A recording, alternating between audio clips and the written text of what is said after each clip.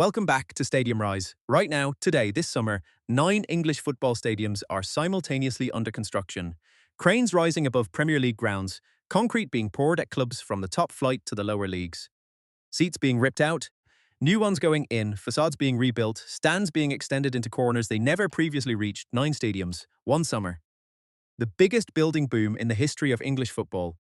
And the reason it is all happening at the same time, the reason every club with ambition and every board with investment suddenly decided that this summer was the moment, comes down to 3 things.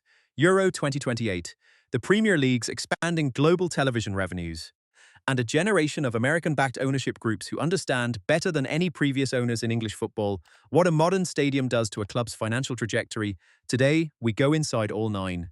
And we tell you exactly what is being built, what it costs, and why the English game is about to look completely different. Start with the biggest, Etihad Stadium, home of Manchester City, the £300 million North Stand expansion completed in May 2026. The final match of Pep Guardiola's tenure as City manager, a ceremony bittersweet and historic simultaneously. The stand has been renamed the Pep Guardiola Stand in his honour. Its completion takes the Etihad from 53,400 seats to just over 61,000, overtaking the Emirates Stadium in London and making it the second largest club ground in the Premier League behind only Old Trafford. But the seat count is not the headline. The headline is Medlock Square, the new commercial and entertainment complex connected to the expanded stand, restaurants, a 400-bedroom hotel, a new club museum, a covered fan zone with capacity for 3,000 people. Manchester City have not simply added seats to a stand. They have built a neighbourhood around it, a destination, a reason to arrive 3 hours before kickoff and stay 3 hours after the final whistle. The Abu Dhabi investment that transformed this club's football operation over the last 15 years has now transformed its physical infrastructure to match. 10 miles south, in the London borough of Croydon, Crystal Palace have begun the most significant project in Selhurst Park's 102-year history. Work on the new West Stand began in January 2026. The existing structure, which held 400 people and had remained largely unchanged for decades, is being replaced by a 41-metre-tall building that will seat 13,500 fans and include 16 to 28 private boxes, extensive hospitality facilities, and one of the first tunnel clubs in European football, a premium experience area that gives guests a direct view of the players in the tunnel before and after matches. The architectural inspiration for the new stand is explicit and deliberate. The Crystal Palace Pavilion of 1851, the glass and iron greenhouse structure built for the Great Exhibition in Hyde Park, and the eagle's wings of the club's crest. Every site angle of the building references these 2 sources. The result, when it is completed, will be the most distinctively designed stadium facade in South London. A building that tells you which club plays here before you can read the name above the gate. The commercial case for Crystal Palace's investment is straightforward. The club's own projections estimate that the new stand will generate approximately £15 million in annual revenue, meaning the entire project pays for itself within 5 to 7 years through hospitality and premium seating income alone. In English football, where clubs at the margins of the top flight spend heavily on player wages and squad investment to stay competitive, that kind of structural commercial improvement is transformative. Selhurst Park at 34,000 capacity is a different economic proposition from Selhurst Park at 26,000. In Birmingham, Aston Villa began preliminary construction on the Villa Park North Stand expansion in March 2026. The project is driven by one deadline above all others, Euro 2028.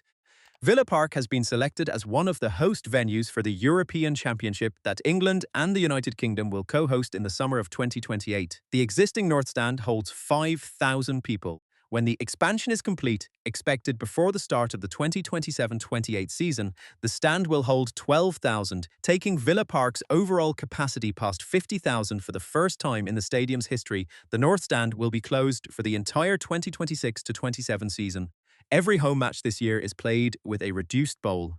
Supporters who stood on that terrace for decades, who watched European nights and championship fights from those seats, are watching construction machinery where their view of the pitch used to be.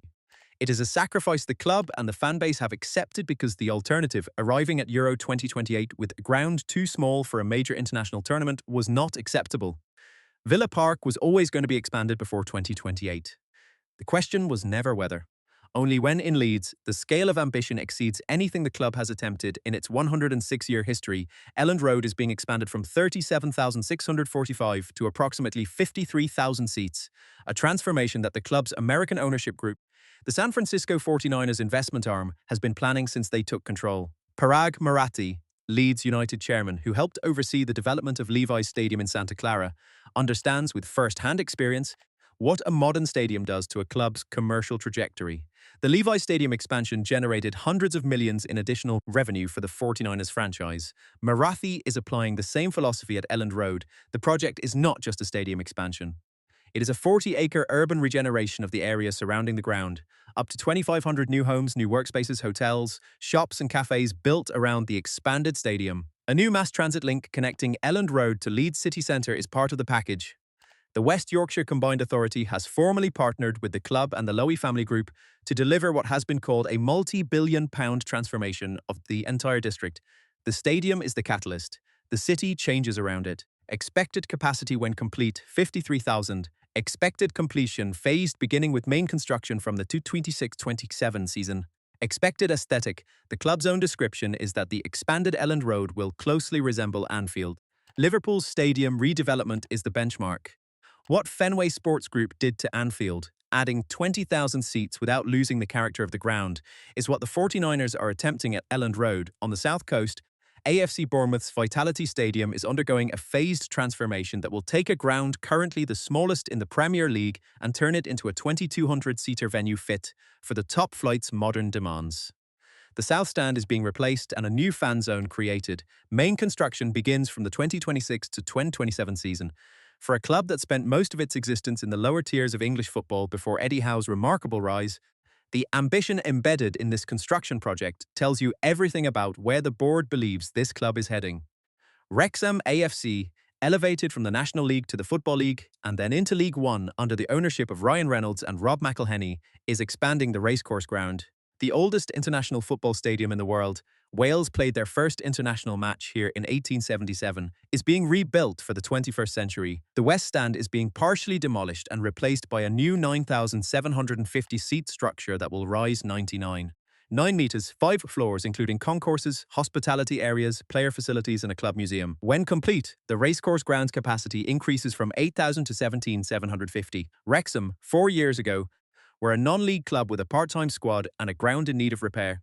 They are now planning a 17,750-seat expanded stadium and a club museum. Reynolds and McElhenney bought attention. They turned the attention into investment, and the investment is now concrete.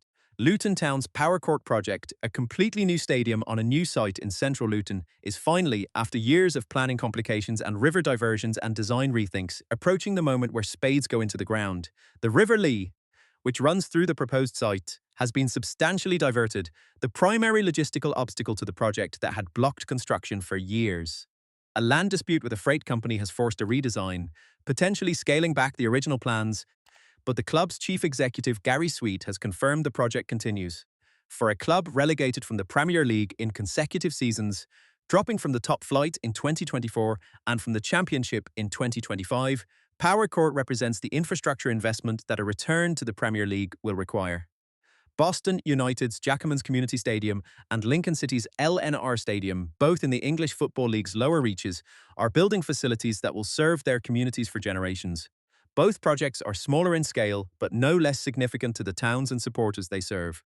And the ninth project, Bournemouth aside, that deserves a chapter of its own is the one that did not make the Mega Stadiums video but will define English football for the next 50 years, Manchester United's new stadium.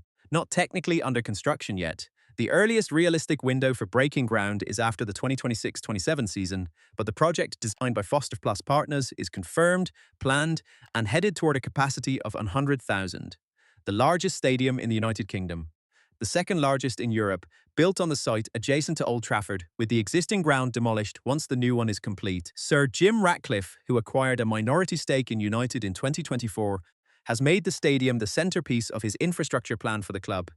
Old Trafford, which opened in 1910 and has not been significantly redeveloped since, has been described by multiple visiting clubs as embarrassing for a club of United scale.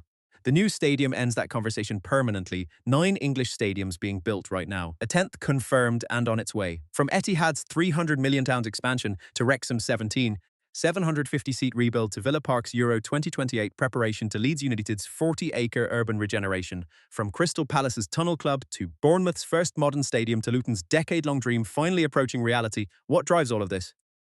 Money.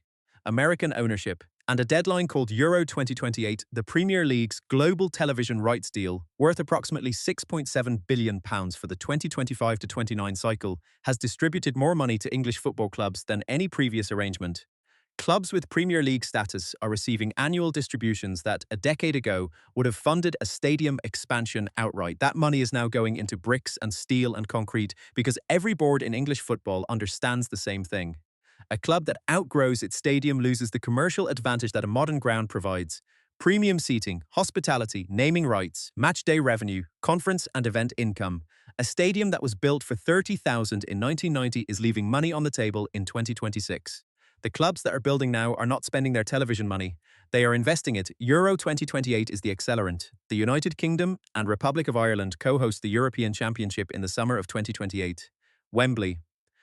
Old Trafford, or its successor, Villa Park. Everton's new stadium at Bramley Moor Dock. The pressure to have venues ready, expanded and approved by UEFA has turned "we'll build it eventually" into "we're building it now." 9 stadiums under construction. The English game rebuilding its infrastructure for the next 50 years. The cranes are up, the concrete is being poured, and English football will never look quite the same again. If you enjoyed this, like, subscribe, and hit the bell. See you next week.